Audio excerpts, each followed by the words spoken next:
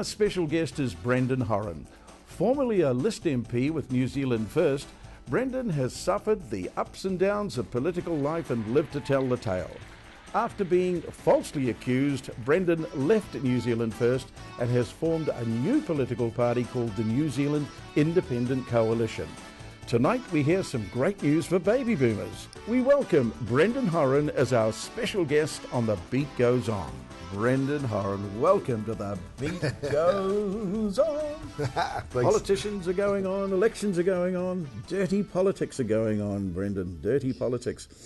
And you've had your fair share of, I think you were falsely accused, and well, that was that was dirty politics, wasn't it? Well, you know, if you want to talk dirty, disgusting politics, yeah, let's talk about what happened. You know, I don't think any other family in New Zealand's been subject to such Machiavellian deceit and consistent over 2 years, I might add.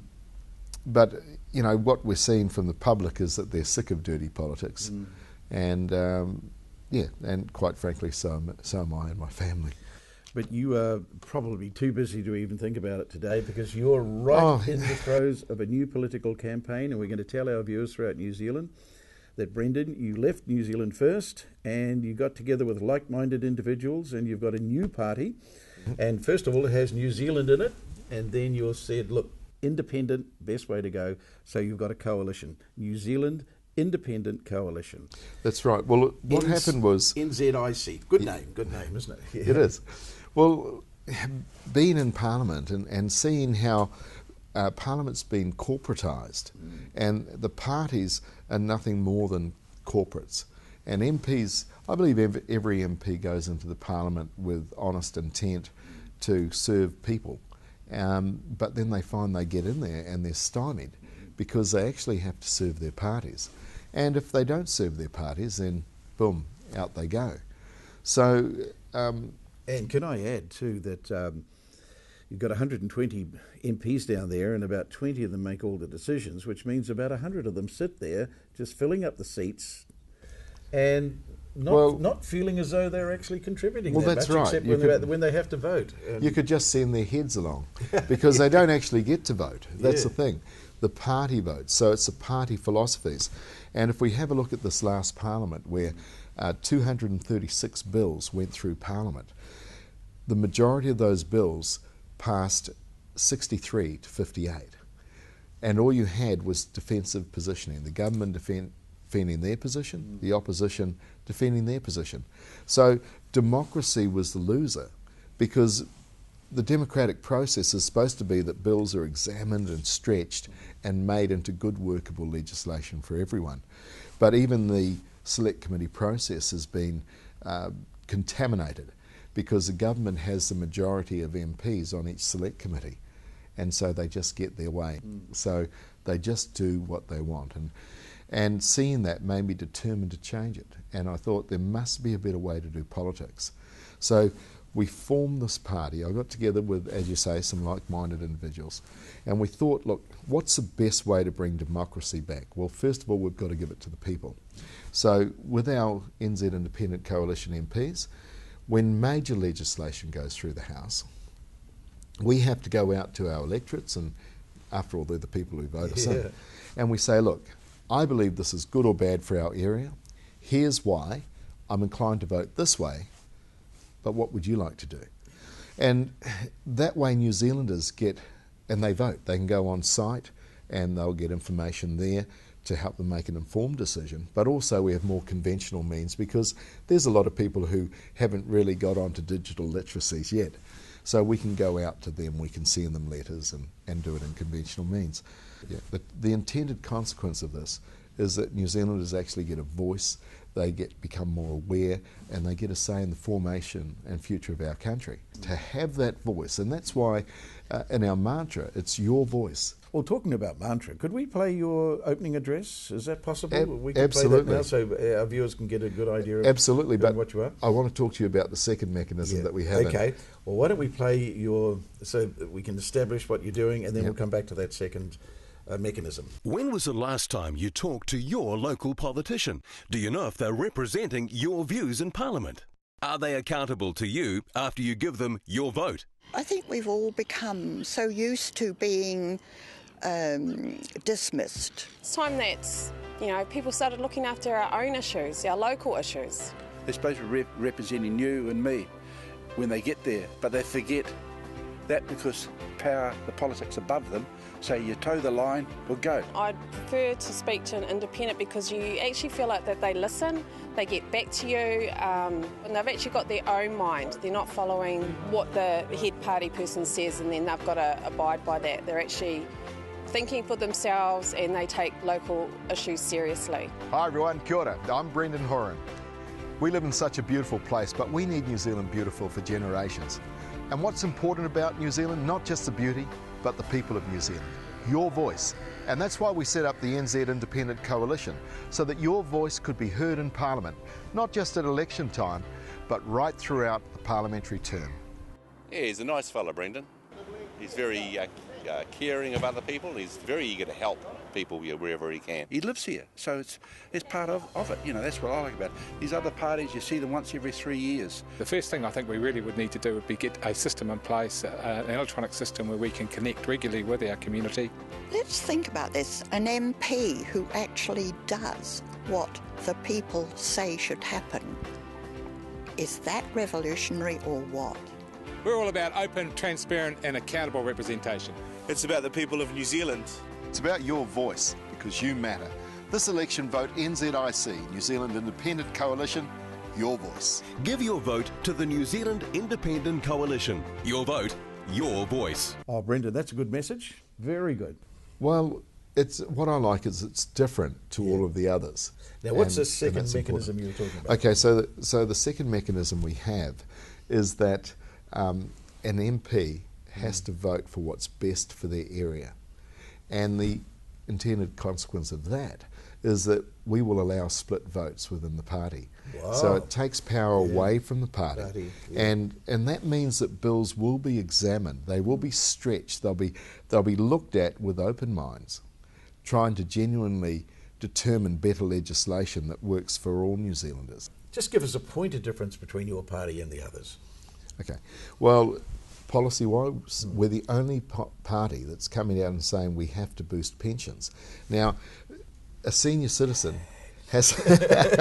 Well, look, there's actually 607,000 senior citizens in New Zealand today. They are expected to live on $282 a week, which by the government's own admission is living in poverty. Now, by 2020, we'll have 797,000 New Zealanders over the age of 65. And it used to be you'd have this much tax going into this much societal need. That's now changed to this. The other way around. So we have to plan. Now, the NZ Independent Coalition plan is to immediately boost pensions, and we can boost them significantly by up to $200 a week. Wow. Okay? That would cost $6.7 billion. And how we'll raise the money is with a financial transaction tax on the banks and foreign exchange. You know, when we go to the bank, we pay fees. They clip the the ticket on every transaction. Obscene profits. They're making obscene profits. Yeah. And what we intend to do is clip the ticket just 1 cent in every $10, and that will pay. That will pay by the Parliamentary Library. We've done all the figures. $9.5 billion a year, and we're not reinventing the wheel, because France, Germany and 9 other European countries have said they are moving to an FTT, or financial transaction tax, exactly the same. This is great news for a baby boomer chat show. This is every other politician, they're all looking worriedly and saying that we're going to have to increase the pension age and all that sort of stuff. It's always the downward trend, but you're actually, for the first time ever, the only politician I've ever heard saying, let's increase the pension by $200 a week. Well, it's not only increasing the pension, but it's also involving our seniors. You know, life doesn't end when you're 65. There are all these magnificent skills and competencies that our seniors have, and we need to have mentorships. We need to have our seniors truly involved in our communities, so we need to communitise. Now, I didn't actually think of this idea. I went over on a population development conference that was in Japan. And you saw what they were doing? And I saw what they were doing. They've been doing this program for 15 years. They've halved their health bill because people are staying healthier, people are together, and they're exchanging all this wonderful knowledge. So seniors are happier, healthier, and wealthier. 1 cent out of every $10 in transactions with the bank. Yeah. It all happens overnight with computers. You wouldn't even notice, and you can Just raise like $5 or $6 billion a year in New Zealand. $9.5 billion Yeah. from doing a financial transaction tax on the banks who trade $26 billion a day, and foreign exchange who do 12 to 16 billion US a day. So the Wonderful. money's there, and all we have to do now is tell the banks to tell the government to stop their infatuation with the banks, and let's get real. Now, Brendan, you're starting off, just to finish on the politics side, because I want to talk about Brendan Horan in just a moment. First of all, you've got 3 MPs running in the Tauranga area. Let's explain That's who right. they Okay. are. Well, we've got 10 MPs. 10 MPs. Or 10 candidates Yes, on okay. our list. And, you know, they're all quality people. And so I would match our 10 candidates against any 10 of any other party in New Zealand, and very confidently. So I'm standing in the Bay of Plenty seat. It's very important for us as a party that I win that seat, and if we can get 2% of the party vote, then we'll be able to take in at least 3 MPs, I believe, and build the party up for 2017, because we have to be realistic. Anyone in New Zealand can give you your party vote. That's right, and you know what? If we get enough people, and look, all we need is about 140,000 people giving us their party vote, and we can get 7 or 8 MPs in, and that would be fantastic, because then people would truly see their voices being heard then, and that would be fantastic. Now, Brendan, let's have a look at Brendan Horan himself. I first saw you as the weatherman at TV1. You did a wonderful job telling us about the weather every night, and then the next thing I see that you joined New Zealand First. But what happened before Brendan appeared as doing the weather? What were you doing? When were you born? Let's start at the beginning. When were you born in New Zealand? I was born in 1961 in Whakatane Hospital. I know you love surfing, don't you? You're a great surfer. Oh, look, I can remember my father taking me to a Hopi beach, and I was instantly able to body surf. Oh. And, you know, it was, I just have a deep love of the ocean. And I got involved in surf lifesaving. From when I was 11, I used to hitchhike over the Hopi Hill and get to the beach and into the surf club there. And I've won a few national titles in surf lifesaving. I won my first national title when I was 15 at Gisborne. And you've got a good singing voice too, so you were also a singer. Yes, can hold a tune. Yes. And I've been fortunate to do a little tour with John Rolls. Wow. And look, life was pretty neat, really. I would sing at night. I'd surf during the day, coach water polo and play water polo. I used to go to Hawaii a lot, and I've coached in Japan, water polo. No, surf lifesaving in Japan, actually. Now, we haven't got much time left, Brendan, but just a little bit about you were accused of doing something, and that turned out to be a false accusation.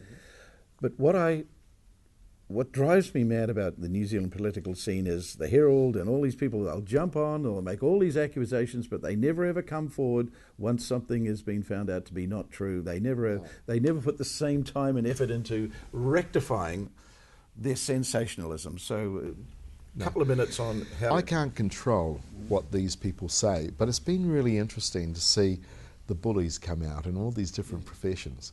But what I chose to do was to protect my family and to just carry on. You must have felt indignant and a desire for revenge at what happened. I mean, it was dirty politics. Oh, look, you do. And then the report came out and cleared your name, and you must have had a feeling of annoyance and frustration that you had to go through all that because of some silly false accusation. So, well, you know, what people don't realise too is that there are actually 11 of us in my family, and it was 9 of us against 2 idiots. Yeah, basically. So it's a family. And so a family it was a family thing, and you know, I feel very sorry for my 2 brothers who were manipulated as well, and also for the different jealousies and things that happen in in families. Was it because you'd done well? You looked, here you were an MP, and the two brothers felt that they hadn't done as well as life, and they wanted to. Yeah, look, all through our lives, my sister Marilyn has been a very high achiever. She was a wonderful athlete. She has a medical practice with her husband, who's a doctor. So that's the calibre of the Horan family. Of these, yes, of my... Except for these two. And on the other side we had one who's a convicted criminal and another who's bankrupt. And whilst my mum was dying, we were in the hospital trying to get my mum to live, to get strong enough to have an operation, because she had a tumour, and we wanted to get strong enough to try to have the tumour removed. And meanwhile they were running around changing a will. And the story had been out there for a few months, but it was only when some reporters got hold of it who who just... With their own agenda. With their own agenda. Yeah. But that's in the past now, I suppose, I can't control that, and yes, it is hurtful and all of the rest, but at the end of the day, I believe in God, and it's made me stronger. I'm probably the only politician who doesn't care about reputation. What I care about is content of character and getting the job done. Oh, Brenda, that sounds great. Thank you for coming and talking to us. Okay, hey, thanks so much for having me on, Jared. Thank you, Brenda. I love the beat goes on. Thank you.